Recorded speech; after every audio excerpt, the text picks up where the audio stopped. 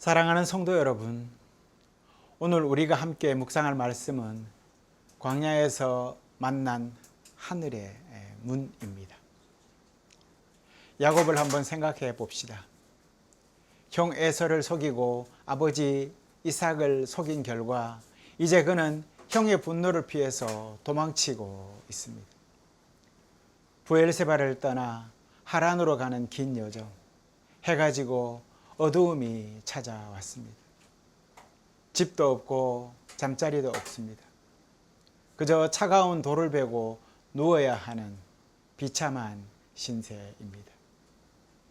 여러분, 야곱의 마음이 어땠을까요? 왜 내가 이렇게 되었을까? 형이 나를 죽이려고 쫓아오면 어떻게 하지?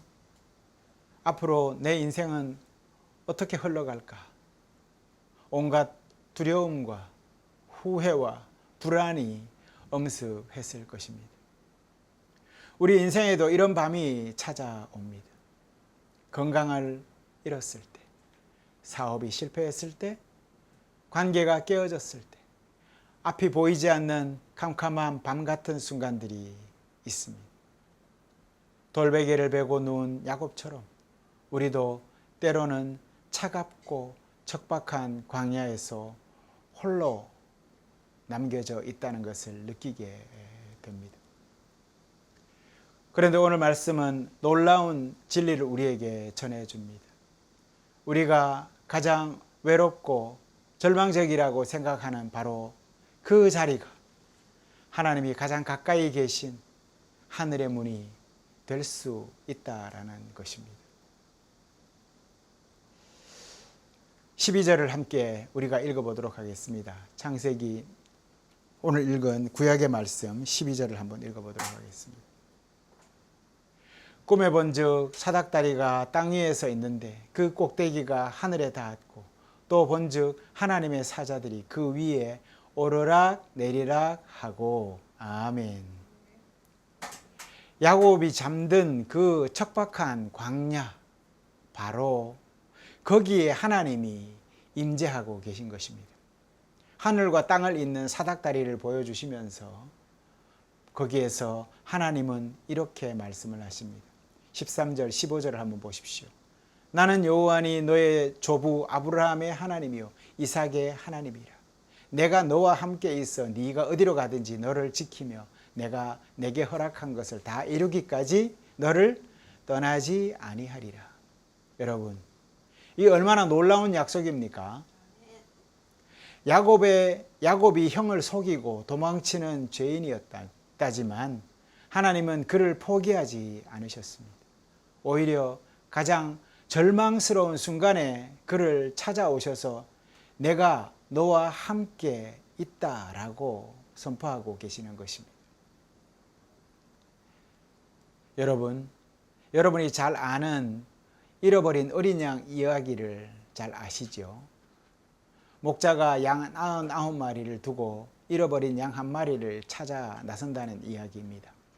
그 양은 어디로 갔을까요? 푸른 초장에 있었을까요? 아마도 아닐 것입니다. 아마도 가시덤불 속에 있거나 험한 골짜기에 빠져 있거나 어둡고 무서운 곳에 그렇게 갇혀 있었을 것입니다. 그러니 눈에 띄지 않았겠지요. 그런데 목자는 바로 그곳에 찾아갑니다. 양이 가장 두렵고 외로울 때 목자가 그곳에 찾아가서 나타납니다. 이것을 잘 기억하십시오. 하나님은 그런 분이십니다. 야곱도 마찬가지였습니다. 그가 가장 비참한 도망자 신세였을 때, 그때 하나님이 그를 찾아왔습니다. 사랑하는 성도 여러분, 우리의 목자 되신 하나님은 우리가 푸른 초장에 있을 때만 함께 하시는 분이 아니십니다. 오히려 우리가 가시덤불과 같은 광야에 처해 있을 때 그때 찾아오시는 분이십니다. 사망의 음침한 골짜기에 있을 때 더욱 하나님은 우리를 가까이 찾아오시는 분이십니다. 시편 139편을 우리가 읽었지요. 거기에 보면 다윗은 이렇게 고백하는 것을 볼 수 있습니다. 7절에서 10절에 있는 말씀입니다. 내가 주의 영을 떠나 어디로 가며 주의 앞에서 어디로 피하리이까? 내가 하늘에 올라갈지라도 거기 계시며 수월에 내 자리를 펼지라도 거기 계시니이다. 거기서도 주의 손이 나를 인도하시며 주의 오른손이 나를 붙드시리이다 라고 노래합니다. 다윗은 하나님의 임재를 도망치려고 한 것이 아닙니다. 오히려 감탄하고 있는 것입니다. 하나님, 제가 어디를 가든지 주님이 거기 계시는군요 라는 이야기예요. 제가 하늘 끝에 가도 계시고 깊은 수월에 가도 계시고 주님은 저와 함께 하시는군요. 이것이 다윗의 고백인 것입니다. 11절 12절에는 더 놀라운 고백을 다윗이 또 하고 있죠. 내가 혹시 말하기를 흑암이 반드시 나를 덮고 나를 두른 빛이 밤이 되리라 할지라도 주에게서는 흑암이 숨기지 못하며 밤이 낮과 같이 비추니이다. 여러분, 이것이 무슨 뜻입니까? 하나님께는 우리의 가장 어두운 밤도 대낮처럼 밝다라는 말이에요. 우리가 이제 끝이다. 이제는 너무 깜깜해서 나아갈 길을 도저히 모르겠다. 하나님도 나를 아마 이곳에서는 발견하지 못하실 거야 라고 생각하는 바로 그 순간에도 하나님은 우리를 보고 계신다. 환하게 그렇게 말씀하시는 겁니다. 야곱이 잠에서 깼을 때 그가 뭐라고 말을 합니까? 오늘 16절 17절에 보면 야곱이 잠이 깨어 이르되 여호와께서 과연 여기 계시거늘 내가 알지 못하였도다. 이에 두려워하여 이르되 두렵도다. 이곳이여 이것은 나를 다름 아닌 하나님의 집이요 이는 하늘의 문이로다. 그것을 하늘의 문이라고 얘기를 합니다. 절망적인 그 자리, 거기에서 돌베개를 베고자 하는 그 야곱에게 하나님이 오셨다라는 것이죠. 야곱이 잘 나갈 때, 정말 많은 재물을 가지고 떵떵거리며 살 때, 그때 하나님이 오신 것이 아닙니다. 인생의 가장 마지막, 우리가 이 세상을 이별하기 그 직전에 정말 소망 없이 아무것도 붙들 그 무엇이 없을 때 하나님은 찾아오십니다. 그리고 그에게 복음을 전하시고 믿음을 부어 믿음의 백성이 되게 하십니다. 야곱은 그것을 뭐라고 불렀습니까? 베델이다 라고 불렀습니다. 즉 하나님의 집이다. 차가운 돌베개, 적박한 광야, 도망자의 잠자리였던 그곳이 뭐라고요? 하나님이 집이 되는 것이고 하나님의 문이 되는 것입니다. 성도 여러분, 지금 여러분이 서 있는 그 자리는 지금 어떤 자리입니까? 병원 침대이십니까? 실패한 지금 실패자의 자리입니까?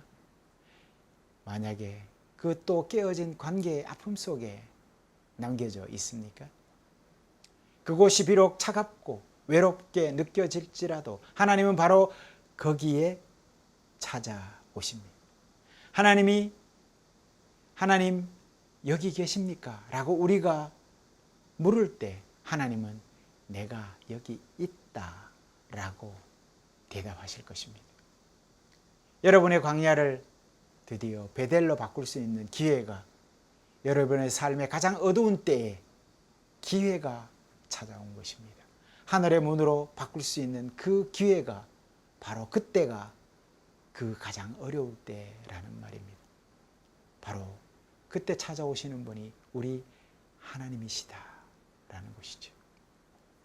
그런데 여기서 중요한 질문이 하나가 생깁니다. 뭐냐면 하나님이 함께 하신다면 왜 우리는 여전히 고통 속에 남겨져 있는가? 라는 것이죠. 제가 그런 얘기를 많이 합니다. 예수님을 잘 믿으면 교통사고가 안 납니까? 병에 걸리지 않습니까? 관계가 아무것도 없습니다.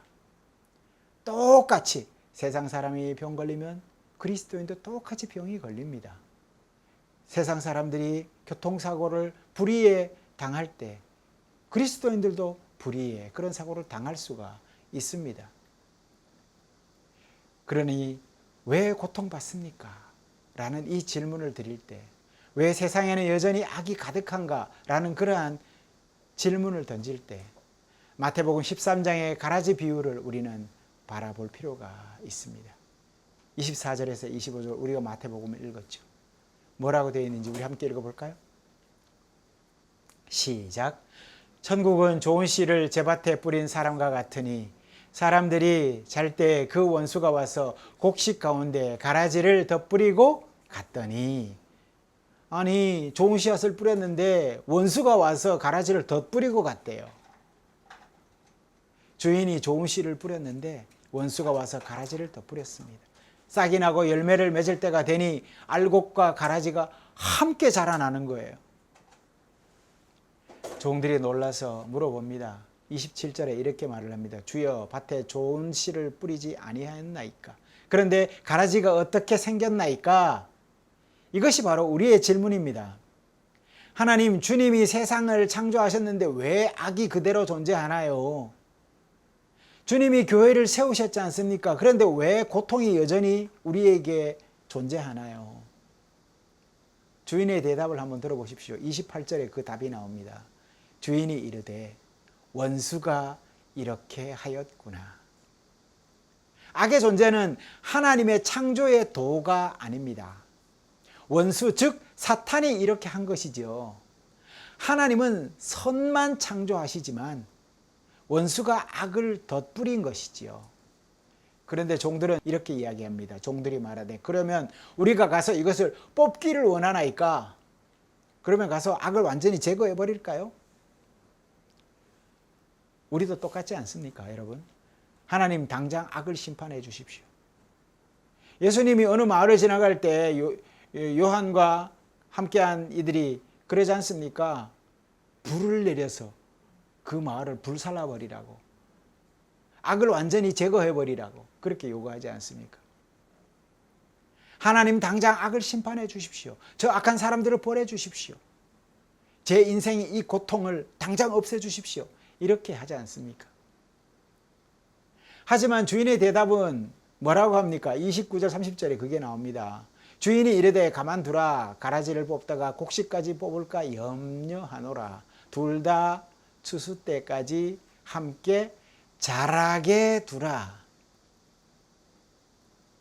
한 정원사가 있었습니다. 아름다운 정원을 가꾸고 있었습니다. 그런데 어느 날 잡초가 자라는 것을 발견을 했습니다. 그는 즉시 잡초를 뽑기 시작했습니다. 하지만 너무 성급하게 뽑다가 보니까 아직 연약한 꽃의 뿌리까지 함께 뽑아버리는 것입니다. 지혜로운 정원사는 이렇게 하지 않았습니다. 꽃이 충분히 자랄 때까지 기다렸다가 꽃이 튼튼해진 후에야 잡초를 모두 제거했다는 것입니다. 그래야 꽃이 상하지 않지요. 하나님도 마찬가지이십니다. 지금 당장 모든 것을 악을 심판하시면 아직 연약한 우리 믿음도 함께 뽑혀나갈 수 있기 때문에 그렇습니다.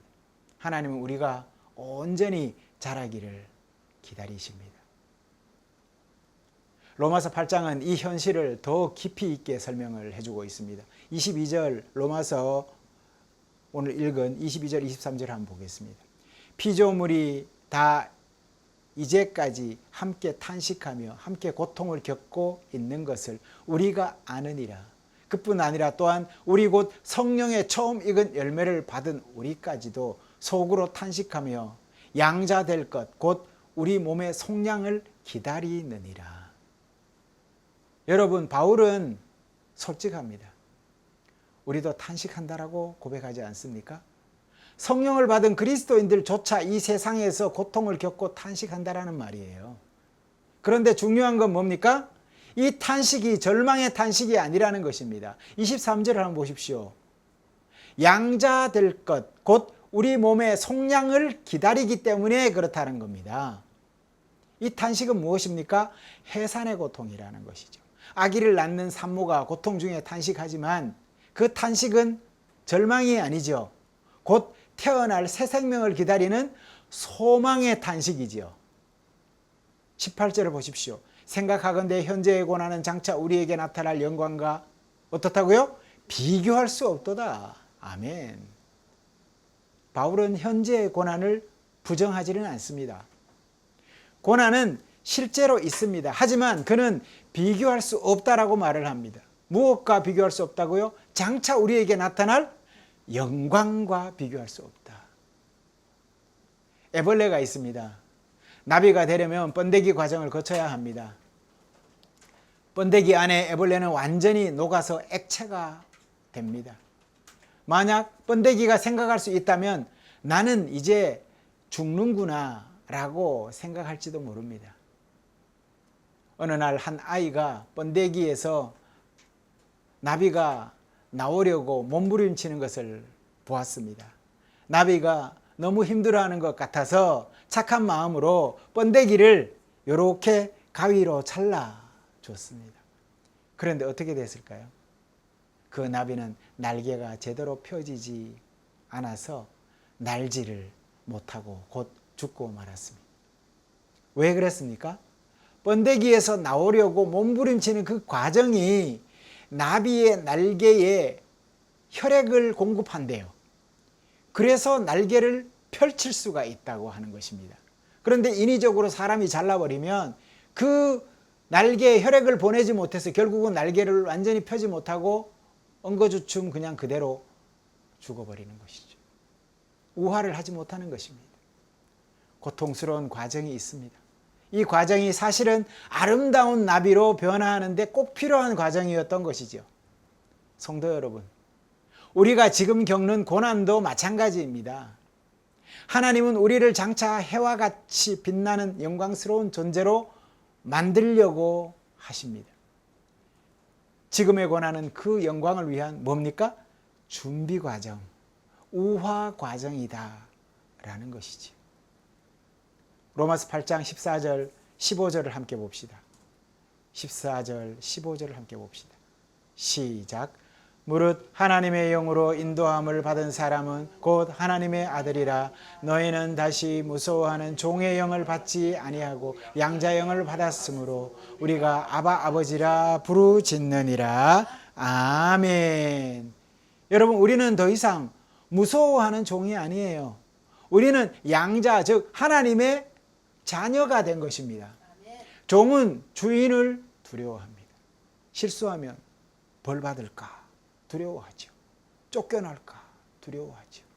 하지만 자녀는 어떻습니까? 다릅니다. 아버지를 아빠라고 부를 수 있는 사람이죠. 그래서 실수를 해도 넘어져도 아버지께 달려가서 아빠하고 부를 수 있는 것이 아들이고 자녀인 것이죠. 야곱이 형을 속이고 도망을 쳤을 때에 하나님은 그를 벌하려고 그에게 찾아오신 것이 아니죠. 오히려 내가 너와 함께 있다. 내가 너를 지킨다. 내가 너를 떠나지 않는다. 라고 약속하려고 오신 겁니다. 사랑하는 성도 여러분, 지금 여러분의 삶에 가라지가 함께 자라고 있지는 않습니까? 고통스럽습니까? 탄식하고 계십니까? 많은 이들이 저에게 기도를 당부합니다. 그들의 기도의 당부의 내용들은 대부분 다 이런 것들입니다. 그런데 그것은 정상적인 것입니다. 바울도 탄식했습니다. 모든 피조물이 탄식을 합니다. 하지만 기억하십시오. 이 탄식은 절망이 아니라 해산의 고통이라는 사실. 나비가 번데기에서 우화하는 과정이라는 것을, 장차 올 영광을 향한 탄식이라는 사실을 반드시 기억하시기 바랍니다. 그리고 이 과정 가운데 하나님은 여러분과 함께 계십니다. 여러분을 무서워하는 종이 아니라 하나님의 사랑받는 자녀들입니다. 그래서 하나님을 어떻게 부릅니까? 아빠, 아버지라고 부릅니다. 그 특권을 가진 하나님의 아들, 딸들이 바로 여러분들이라는 사실입니다. 다시 가라지 비유로 돌아가 봅시다. 종들은 당장 가라지를 뽑고 싶어 했지요. 우리도 마찬가지입니다. 저 사람은 정말 악한 사람이야. 나쁜 사람이야. 하나님이 반드시 심판해야 해. 저 상황은 정말 불의한 상황이야. 하나님이 당장 개입하셔서 정말 저들을 벌하셔야 해. 지금 해결해 주셔야 해. 내 인생의 문제 이거 바로 해결해 주시지 않으면 어떡하나. 하지만 주인은 뭐라고 말합니까? 29절입니다. 뭐라고 말합니까? 가만두라. 그리고 30절에 추수 때를 말씀하시지요. 추수 때 내가 추수꾼에게 말하기를 가라지는 먼저 거두어 불사르게 단으로 묶고 곡식은 모아 내 곡간에 넣으라 하리라. 아멘. 39절에서 예수님은 또 이렇게 설명하십니다. 추수 때는 세상 끝이요 추수꾼은 천사들이니 라고 합니다. 여러분, 심판의 때는요 세상의 끝을 말하는 것입니다. 그리고 심판의 집행자는 누굽니까? 천사들입니다. 우리가 아닙니다. 우리가 정죄하는 것도 아니죠.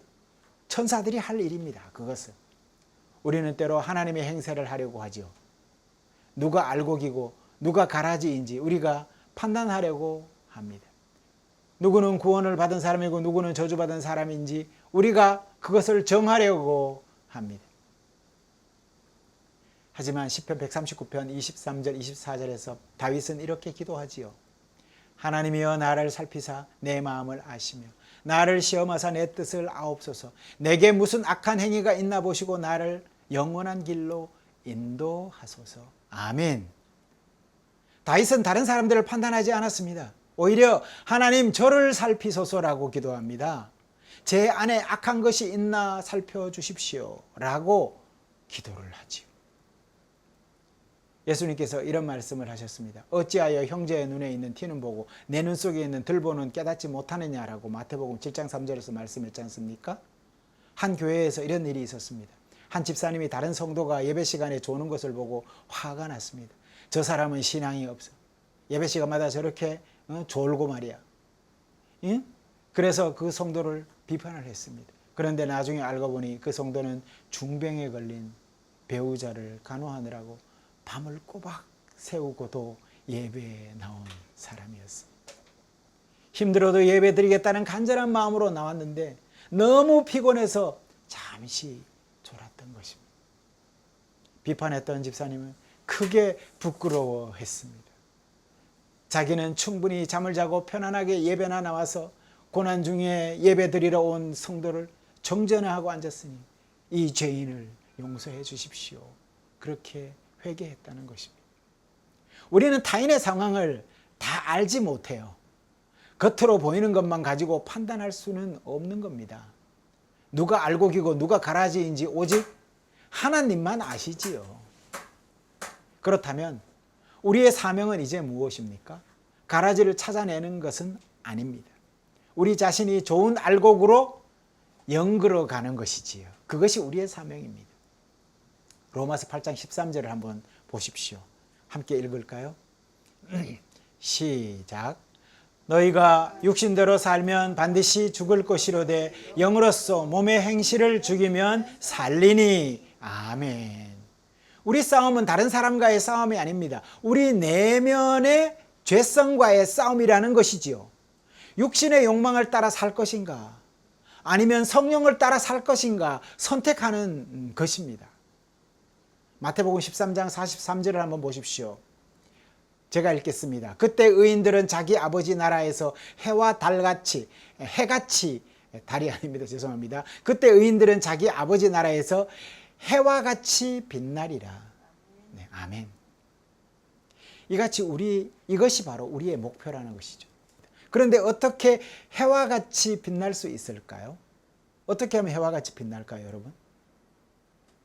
가라지들 틈에서 고난 가운데서 탄식하는 그 현실 속에서 묵묵히 믿음의 뿌리를 내리고 굳건히 자라서 연결어 갈 때 그것이 바로 우리가 해와 같이 빛날 수 있는 방법이라는 것입니다. 여러분, 진주가 어떻게 만들어지는지 잘 아시죠? 조개 속에 모래나 이물질이 들어가면 조개는 그것을 내보낼 수가 없답니다. 그래서 고통스럽지만 그 모래를 이렇게 저렇게 자기 진액으로 뭉쳐서 이렇게 둥글게 말아서 통증을 줄인다는 겁니다. 하지만 조개는 그 이물질을 진주층으로 감싸서 그렇게 한 겹 한 겹 계속 감싸서 시간이 지나서 아름다운 진주가 됩니다. 성도 여러분, 여러분의 삶의 고통 가라지와 함께 자라야 그 어려움이 헛되지 않는 것이지요. 여러분들은 다 그 고통 가운데서 지금 진주를 만들고 계시는 과정이십니다.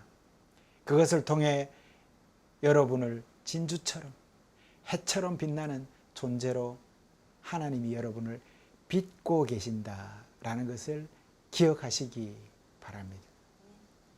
로마서 8장 24절 25절입니다. 우리가 소망으로 구원을 얻었음에 보이는 소망이 소망이 아니니 보는 것을 누가 바라리요? 만일 우리가 보지 못하는 것을 바라면 믿음으로 기다릴지니라. 우리 구원은 소망으로 얻은 것입니다. 구원은 소망으로 얻은 것입니다. 아직 완성되지 않았다라는 것이죠. 아직 추수 때가 오지 않았기 때문에 그렇습니다. 그러므로 우리는 참으로 기다려야 하는 것이죠. 이것이 믿음의 삶입니다. 보이지 않는 것을 바라보며 아직 오지 않은 영광을 소망하며 현재의 고난 속에서도 묵묵히 인내하는 것입니다. 사랑하는 성도 여러분, 누군가를 정죄하고 심판하고 싶은 마음이 여전히 여러분 마음속에 있습니까? 잠시 멈추십시오. 그것은 우리의 권한 밖의 일입니다. 대신 이렇게 기도하십시오. 하나님, 저를 살펴주십시오. 제 안에 악한 것이 있나 보시고 저를 영원한 길로 인도해 주십시오. 여러분의 사명은 다른 사람의 가라지를 찾아내는 것이 아니라 여러분 자신이 좋은 알곡으로 연결어 가는 것입니다.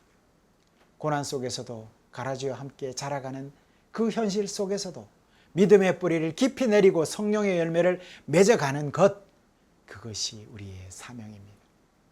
그리고 추수 때를 소망으로 기다리십시오. 그날이 오면 여러분은 아버지의 나라에서 해와 같이 빛날 것입니다. 이제 말씀을 정리하겠습니다. 광야가 베델이 되는 기적. 사랑하는 성도 여러분, 오늘 말씀을 이렇게 정리하고 싶습니다. 첫 번째, 하나님은 우리의 광야 한가운데 하나님은 임재하시기를 원하십니다. 야곱이 돌베개, 우리의 차갑고 외로운 자리, 바로 그곳에 하나님의 문이 열릴 수 있습니다. 우리가 가장 절망스럽고 느끼는 그곳에, 절망스럽다 느끼는 바로 그곳에 하나님은 내가 여기 있다라고 말씀하십니다. 시편 139편의 고백처럼 우리가 어디로 가든지 하나님은 거기에 계십니다. 흑암도 하나님을 가릴 수 없고 밤도 하나님께는 낮과 같습니다. 그리고 두 번째, 현재의 고난은 장차 올 영광의 준비 과정입니다. 우리는 가라지와 함께 자라가야 합니다. 탄식도 합니다. 하지만 이 탄식은 해산의 고통입니다.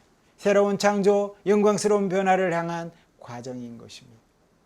우리는 더 이상 무서워하는 종이 아니라 하나님의 사랑받는 자녀들입니다. 아빠, 아버지라고 부를 수 있는 특권을 가진 바로 그런 분들이 여러분들입니다. 세 번째, 우리 사명은 알곡으로 연결어 갑니다. 섣부른 심판을 멈추고 우리 자신을 돌아봅시다. 하나님께서 우리를 살피시고 영원한 길로 인도해 달라고 기도해야겠습니다. 육신을 따라 살지 말고 성령을 따라 살아갑시다. 그래서 추수 때 아버지 나라에서 해와 같이 빛나는 영광을 소망합시다. 창세기를 계속 읽어보면 야곱의 인생은 단순치 않았습니다. 외삼촌에게 속기도 하고 가족 문제도 겪고 많은 어려움을 겪습니다. 하지만 창세기 35장에 가면 야곱이 다시 베델로 돌아옵니다. 그리고 거기서 하나님께 제단을 쌓습니다. 그 옛날 돌베개를 베고 잤던 바로 그곳에서 이제 그는 하나님께 예배를 드립니다. 이 얼마나 감격스러운 일입니까? 그리고 하나님은 다시 한번 야곱에게 나타나서 축복하십니다. 창세기 28장에서 약속을 지키신 것입니다.